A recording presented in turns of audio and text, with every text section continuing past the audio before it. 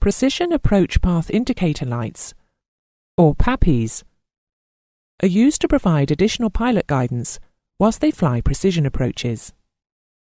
They give visual indication of the vertical position of the aircraft with respect to the glide path, and, if fitted to both sides of the runway, roll attitude as well.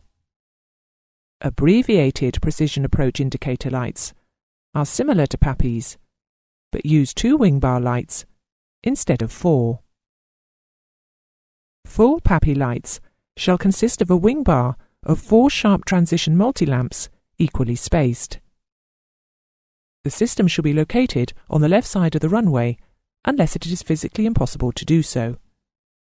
They are not designed to be used beyond 15 degrees either side of the runway centerline, and any additional restrictions on their use are found in the warning section of the AIP.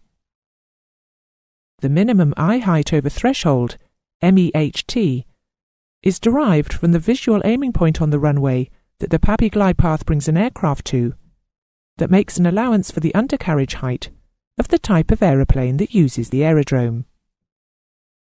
It is notified in the AIP and is a reference value calculated with respect to the promulgated approach angle for each PAPI. It is defined as the lowest eye height over the runway threshold at which an on-slope indication will be seen. You must know this figure so that you can assess the usability of the particular PAPI system as set up for the runway you want to use. The following pictures show how PAPIs are interpreted by the pilot. Too high, slightly high, on the correct approach slope, slightly low, and too low. A similar system to the PAPIs and APAPIs is the T-VASI, or again in its abbreviated form, the AT-VASI. This system uses a set of wing bar lights coincident with the touchdown point of a precision approach, accompanied by 3 fly-down lights beyond the wing bar and 3 fly-up lights preceding it.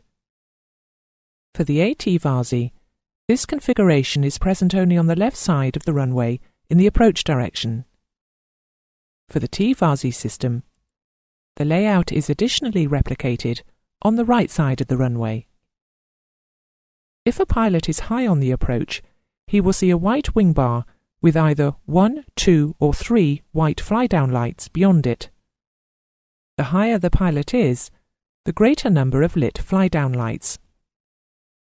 A slightly high approach will produce 5 whites in a foreshortened inverted T. A very high approach will produce 7 whites in the full inverted T. When on slope, only the wing bars will show, and they will be white. When dropping below the approach slope, an increasing number, up to 3 fly-up lights, will illuminate extending the shaft of the T. Whilst the pilot's approach angle remains such that he will not strike an obstacle, the T will be white.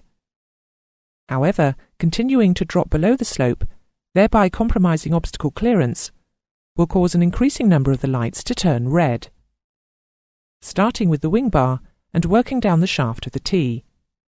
Whilst illuminating the T calls for action, the appearance of red lights necessitates an immediate response. That completes our discussion of approach slope indicator systems.